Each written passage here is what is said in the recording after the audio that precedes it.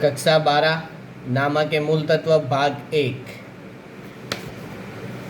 हमारा चैप्टर चालू है, चैप्टर नंबर 4 साझेदारी पेढ़ी का पुनर्गठन चालू है। तो उसके अंदर हमने लास्ट टाइम दोस्तों यानी 2 पीरियड हमने अभी तक किए। तो उसके अंदर एक पीरियड है कि लाभ और त्याग का अनुपात ढूंढने वाला, और सेकंड हमने कल से स्टार्ट किया था पुनः मूल्यांकन खाता। और पुनः मूल्यांकन खाते में आज दोस्तों उसी टाइप के क्वेश्चन करवाऊंगा, लेकिन थोड़ा डिफरेंट है थोड़ा, क्योंकि हर क्वेश्चन में समायोजन अलग अलग होते हैं। तो उस समायोजन के हिसाब से थोड़ी एंट्रिया से यानी एंट्रिया तो वही होगी, लेकिन खर्चे और संपत्तियों की जो कीमत है उसके अंदर थोड़ा डिफरेंट आएगा। तो स्टार्ट करते हैं। Example number 8। हरीश, ध्रुवील और मनोज एक साझेदारी पेढ़ी के साझेदार है और उनका अनुपात 3-2-1 है। कितना दिया गया है किताब में? 3-2-1 उनका लाभ हानि का अनुपात दिया गया है, जैसे क्वेश्चन है। तो उसकी रकम में और पूंजी, दायित्व, रकम, संपत्ति लेना। और सबसे पहले आज फिर से स्टार्ट करने से पहले मैं आपको नियम रिपीट करवा देता हूँ पुनः मूल्यांकन खाते के संपत्ति में वृद्धि हो तो हम कहाँ लिखेंगे? जमा बाजू। संपत्ति में कमी हो तो उधार बाजू। दायित्व में वृद्धि हो तो उधार बाजू, और दायित्व में कमी हो तो जमा बाजू। खर्च या नुकसान हो तो उधार बाजू, उपज या आय हो तो जमा बाजू। यहाँ पे लिखेंगे पुनः मूल्यांकन खाता।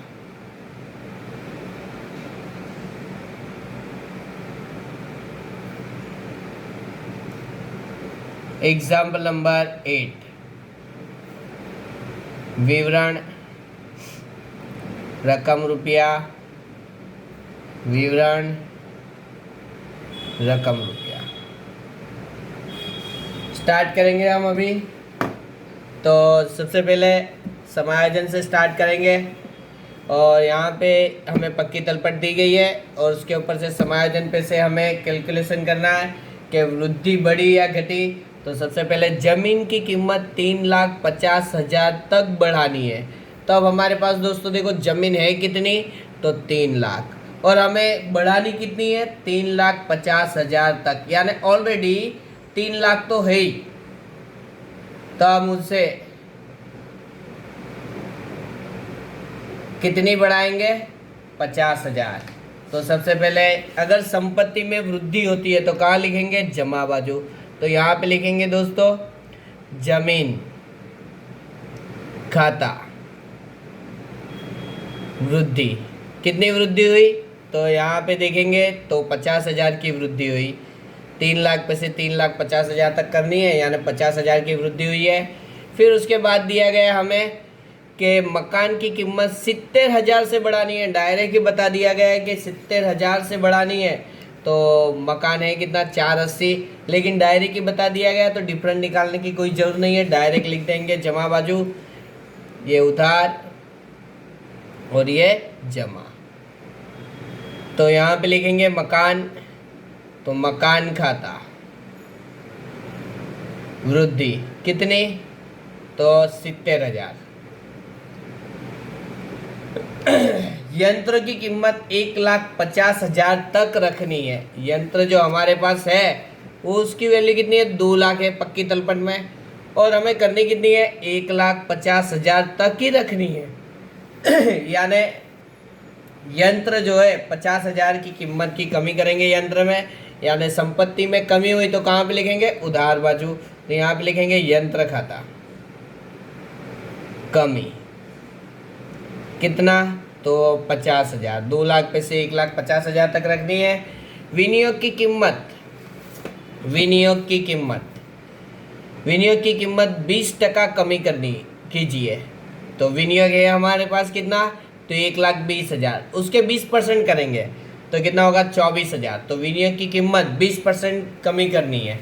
तो कोई भी संपत्ति में कमी हो तो उधार बाजू लिखेंगे, और वृद्धि हो तो जमा बाजू। तो यहाँ पे लिखेंगे विनियोग खाता, खाता माइनस कमी लिखेंगे, और यहाँ पे 1,20,000 उसके 20% करेंगे, यानी कितना होगा 24,000 की कमी करनी है हमें। उसके बाद दोस्तों विनियोग खाता कमी 24,000, 1,20,000 है, उसके 20% कमी करनी है तो हमने लिख दिया 24,000। उसके बाद दिया गया हमें देनदार पर 10% डूबत ऋण अनामत का प्रावधान रखना है और 5% की दर से बट्टा अनामत का प्रावधान रखना है, यानी ये दोनों हमारे लिए नुकसान है, खर्च है। तो ये डूबत ऋण अनामत और 5% देनदार बट्टा अनामत दोनों पे कैलकुलेशन करेंगे। और कैलकुलेशन किस पे करेंगे? तो देनदार पे। तो देनदार हमारे पास है कितना? तो 80,000 हमारे पास देनदार है। देनदार हमारे पास 80,000 है। उसके कितने प्रतिशत करने हैं? डूबत ऋण अनामत 10%, तो 10% डूबत ऋण अनामत यानी 8,000, यहाँ पे आएगा 72,000। देनदार 80,000 है, डूबत ऋण अनामत 8,000, तो कितने हुए? 72,000। और 5% की दर से 5% की दर से देनदार बट्टा अनामत, तो 5% हो गए 3,600, 3,600। अब 3,600 माइनस कर देंगे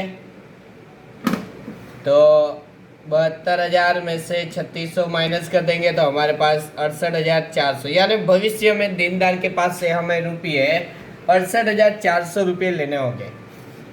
चलो, तो ये दोनों हमारे लिए नुकसान है। नुकसान या खर्च हो तो कहाँ पे लिखेंगे? उधार बाजू। तो पुनः मूल्यांकन खाते के उधार बाजू लिखेंगे डूबत ऋण अनामत, अनामत खाता कितना है? तो 8,000। और देनदार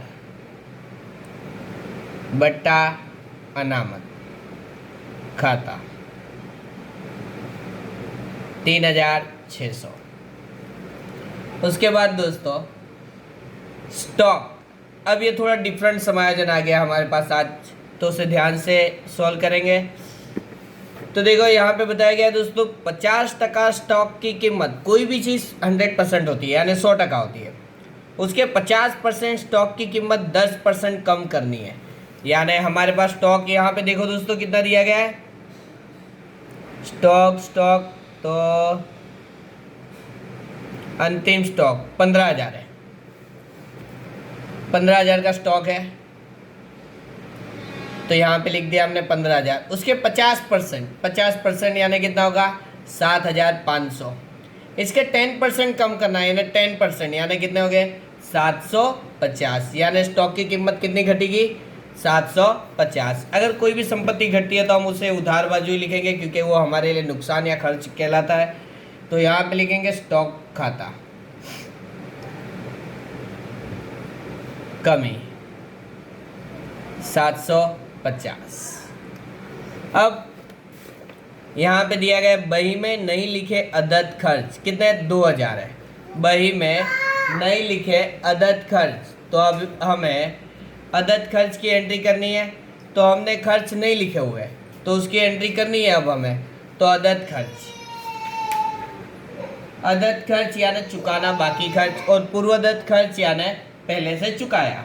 तो अदद खर्च हमारे लिए दायित्व बढ़ा, तो यहाँ पे लिखेंगे अदद खर्च खाता, अदद खर्च खाता बराबर। तो कितना दिया गया है? 2,000। 2,000 दिया गया है, अदद खर्च 2,000 है। अब यहाँ पे पेशगी चुका है यानी पूर्वदत्त भाड़ा हमने पहले से चुका दिया है, कितना? 3,000। जो लिखना बाकी है तो यहाँ पे जमा बाजू लिख देंगे पूर्वदत्त भाड़ा खाता 3,000। अब क्वेश्चन कंप्लीट हो गया, यानी समायोजन सारे के सारे कंप्लीट हो गए। अब यहाँ पे हम टोटल करेंगे तो जिस साइड का टोटल ज़्यादा हो वो सबसे पहले वहाँ पे लिख देंगे हम। अब जैसे यहाँ पे 50, 70 और 3, 1,23,000, 50,000, 70,000 और 3,000, टोटल कुल योग हुआ 1,23,000। आवक में से खर्च माइनस कर देना है, जितना भी बचा वो हमारे लिए लाभ होगा। और अगर खर्च ज़्यादा है और आवक कम है यानी फ़ायदा कम है तो हमारे लिए नुकसान होगा यानी हानि होगी। तो हम जमा का टोटल कर लिया है, अब उधार उसके अंदर से माइनस कर देंगे। 50,000, 24,000, फिर 8,000, फिर 3,600, 750 और 2,000, 34,650 हमारा लाभ आया। अब लाभ किन किन लोगों के बीच में बांटा जाएगा? तो 3 साझेदार है, हरीश, ध्रुवील और मनोज। यहाँ पे लिखेंगे लाभ, हरीश,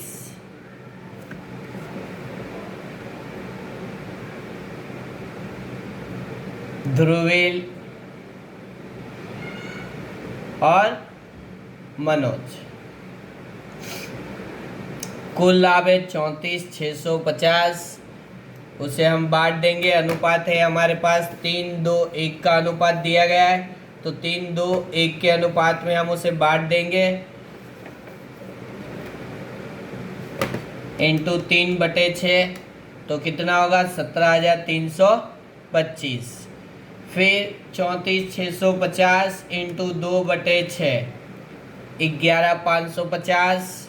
और फिर 34,650 इंटू 1/3, सॉरी 1/6 होगा। 34,650 इंटू 1/6, तो 57,75। अब इसके ऊपर से फिर से हमें रोज नामचा लिखना है। तो दोस्तों आज समायोजन में 2 नए समायोजन मिले थे हमें, एक देनदार और एक स्टॉक का समायोजन मिला था। तो आज इसके ऊपर से फिर से हम रोज नामचा लिखेंगे। तो यहाँ पे लिखेंगे हरीश, ध्रुवील, मनोज की साझेदारी पेढ़ी की पुनः मूल्यांकन का रोज नामचा। तो आप सिर्फ रोज नामचा का भी हेडिंग लगा सकते हो शॉर्ट में, और सही तरह से हेडिंग लगाना है तो हरीश, ध्रुवील और मनोज की बही में रोज नामचा। यहाँ पे लिखेंगे तारीख, क्रम, विवरण, खातावही, पोस्ट, उधार रुपया, जमा रुपया। चलो स्टार्ट करें। तो सबसे पहले हमने अब रोज नामचा करना बहुत ईजी है। खर्च या नुकसान हो तो उधार, उपज या आय हो तो उसे जमा लिखेंगे, और उसके ऑपोजिट हम पुनः मूल्यांकन खाता लिखेंगे। और जितनी भी संपत्ति है, संपत्ति बढ़े तो उधार, संपत्ति घटे तो जमा, तो उसके ऑपोजिट हम क्या लिखेंगे? पुनः मूल्यांकन खाता। जैसे जमीन आपको जमा दी गई है तो उसे हम उधार करेंगे और पुनः मूल्यांकन खाते को जमा लिखेंगे। तो यहाँ पे लिखेंगे फर्स्ट रोज नामचा जमीन, खाता, उधार, पुनः मूल्यांकन खाता का जमा। अब उसके अंदर हमने वृद्धि की थी 50,000 की, तो यहाँ पे लिख देंगे 50,000 और 50,000। सेकंड रोज नामचा लिखेंगे आज। विवरण में सिर्फ इतना लिखना है कि संपत्ति में वृद्धि हुई, अगर जमा में लिखते हैं संपत्ति तो संपत्ति में कमी हुई, सिर्फ इतना बताना है आप लोगों को। उसके बाद मकान की कीमत 70,000 से बढ़ानी है, तो मकान खाता उधार, मकान भी जमा बाजू लिखा हुआ है, इसके लिए उसे क्या करेंगे? उधार, मकान खाता उधार, पुनः मूल्यांकन खाता का जमा। टोटल 70,000 और यहाँ पे भी 70,000। नेक्स्ट तीसरा रोजनामचा, यंत्रों की बाजार कीमत 1,50,000 तक। यंत्र की बाजार कीमत 1,50,000 तक रखनी है। तो यंत्र हमारे पास 2 लाख के थे और उसके अंदर 1,50,000 तक रखनी है, यानी 50,000 की कमी करनी है। तो पुनः मूल्यांकन के उधार बाजू लिखा है तो उसे हम क्या कहेंगे, जमा बाजू लिख देंगे। बराबर, यंत्र को जमा बाजू लिखेंगे और पुनः मूल्यांकन को उधार बाजू। तो यहाँ पे लिखेंगे पुनः मूल्यांकन खाता उधार,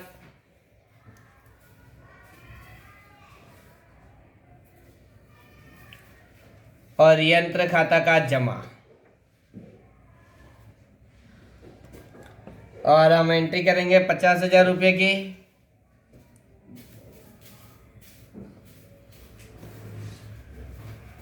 रोजनामचा 4, विनियोग की कीमत में 20% की कमी करनी है। तो विनियोग हमारे पास 1,20,000 है, तो उसके 20% हमने 24,000 किए थे जो उधार बाजू लिखा है, तो उसे हम जमा बाजू लिखेंगे और पुनः मूल्यांकन को उधार बाजू लिख देंगे। पुनः मूल्यांकन खाता उधार और विनियोग खाता का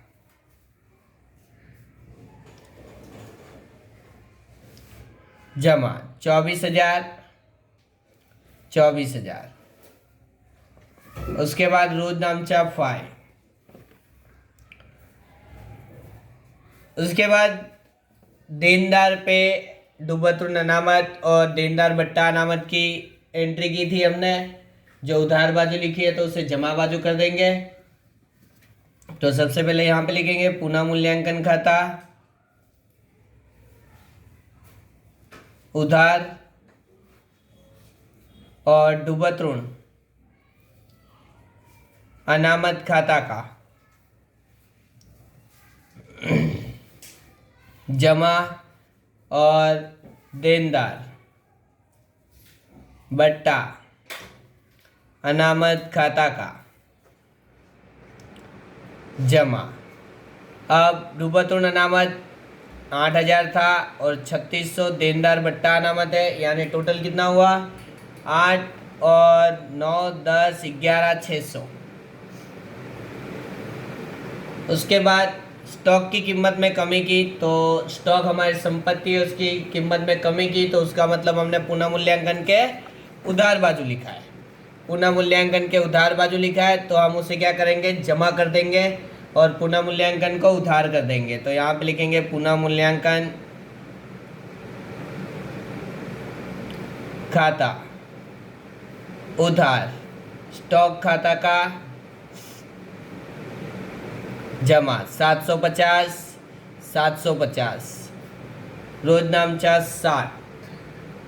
अब यहाँ पे अदद खर्च चुकाना बाकी है, तो हमने अदद खर्च उधार बाजू लिखा है तो उसे हम जमा कर देंगे और पुनः मूल्यांकन को उधार कर देंगे। पुनः मूल्यांकन खाता उधार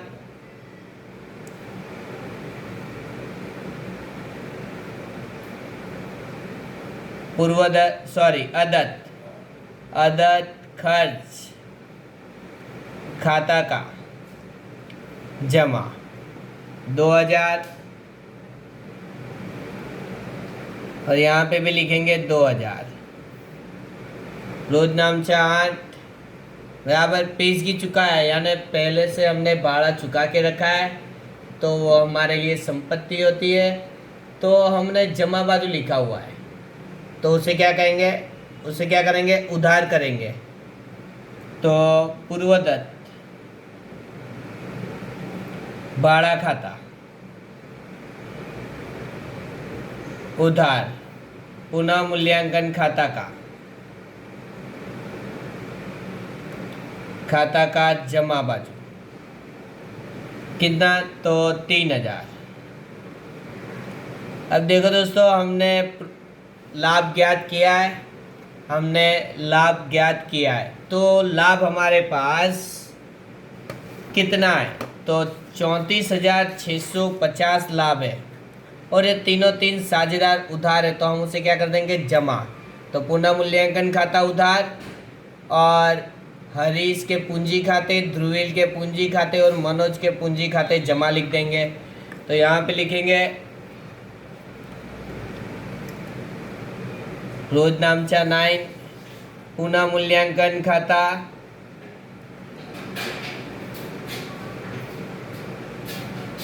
उधार हरीश के पूंजी खाता का जमा, उसके बाद है ध्रुवील के पूंजी खाता का जमा, और मनोज के पूंजी खाता का जमा।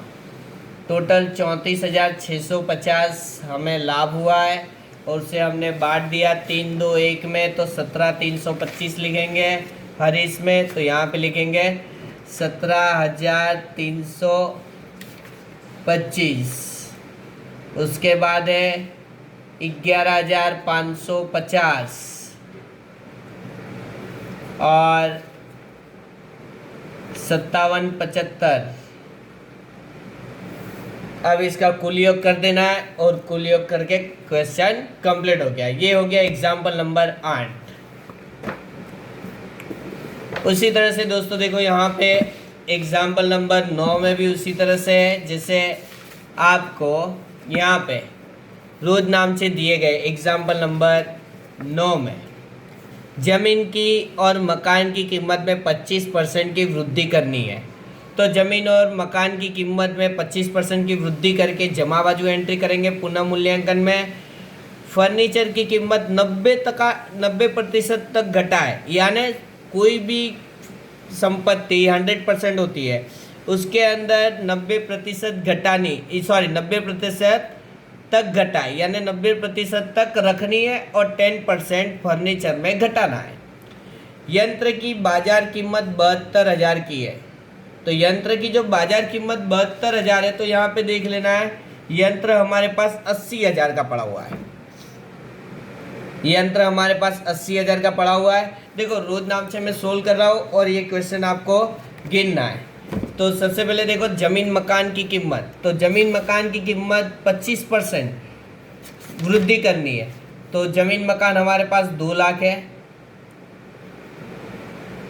जमीन मकान 2 लाख, उसके 25% यानी 50,000 की वृद्धि करेंगे हम।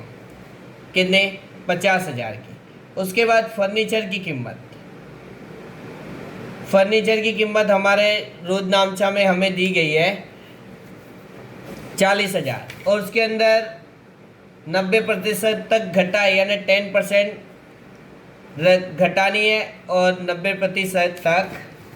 तो फर्नीचर हमारे पास है 40,000 का और 90% तक घटाए, यानी उसके अंदर से 10% घटाना है। तो 90% तक घटाए इसे कहा गया, तो 90% तक रखना है और 10% घटाना है। उसके बाद यंत्र की बाजार कीमत 72,000 है। यंत्र की बाजार कीमत, और हमारे पास यहाँ पे यंत्र 80,000 है, लेकिन उसकी बाजार कीमत कितनी है? 72,000।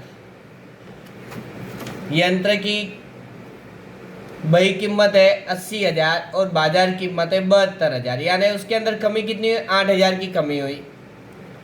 तो ये उधार बाजू लिखेंगे, इसे हम उधार बाजू लिखेंगे पुनः मूल्यांकन में। इसे भी उधार बाजू लिखेंगे क्योंकि ये भी कमी है और ये वृद्धि है, तो इसे हम जमा बाजू लिखेंगे जमीन मकान को। तो इसे हम जमा बाजू लिखेंगे, इसे हम उधार बाजू लिखेंगे, इसे भी हम उधार बाजू लिख देंगे। उसके बाद दोस्तों दिया गया आप लोगों को कि अंतिम स्टॉक की बही कीमत बाजार कीमत की अपेक्षा से 10,000 कम है। तो अंतिम स्टॉक हमारा जो कम बताया गया उसे ज़्यादा करना है, यानी जितनी वैल्यू है उससे कम बताया गया। जैसे हमारे पास यहाँ पे स्टॉक पीस 45,000 है, तो उसकी रियल वैल्यू 55,000 है और हमने भूल से उसकी कीमत 10,000 कम गिनी हुई है। तो अब हमें उसे 10,000 ज़्यादा बतानी है, तो उसके अंदर प्लस कर देंगे। तो स्टॉक की कीमत में 10,000 की वृद्धि कर देंगे हम। और उसके बाद आप लोगों को नेक्स्ट क्वेश्चन पूछा गया है, तो देनदार पे 3600 डूबत ऋण अनामत का प्रावधान करना है। तो ये हमारे लिए, तो डूबत ऋण अनामत ऑलरेडी देखो, डूबत ऋण अनामत ऑलरेडी हमारे पास 1500 है ही, लेकिन अब कितना करना है 3600, यानी और कितनी वृद्धि होगी, तो टोटल डूबत ऋण अनामत 3600, तो 3600 में से 1500 गए तो 2100 का डूबत ऋण अनामत की हम एंट्री करेंगे अभी। कहाँ पे, पुनः मूल्यांकन में उधार बाजू, पुनः मूल्यांकन में उधार बाजू दर्शाएंगे। ऑलरेडी 1500 की एंट्री हो चुकी है, डूबत ऋण अनामत बढ़ा के 3600 करनी है, तो 2100 की वृद्धि करनी होगी हमें, यानी हमारा खर्च बढ़ जाएगा। डूबत ऋण अनामत हमारे लिए खर्च है, नुकसान है। चलो, लेनदार में से 5000 के लेनदार अब रकम चुकानी नहीं है। ये फायदा है हमारे लिए कि लेनदार को अब हमें 5000 चुकाने नहीं है, तो ये हमारे लिए 5000 हो गए। तो ये 5000 कहाँ लिखेंगे, पुनः मूल्यांकन में जमा बाजू, ये फायदा है हमारा। और नेक्स्ट है कि बैंक ओवरड्राफ्ट पर ब्याज 4500 बही में लिखना बाकी, यानी बैंक ओवरड्राफ्ट का ब्याज हमारे लिए खर्च होता है, बराबर। तो पुनः मूल्यांकन में उधार बाजू, उधार बाजू हम दर्शाएंगे बीओडी का ब्याज।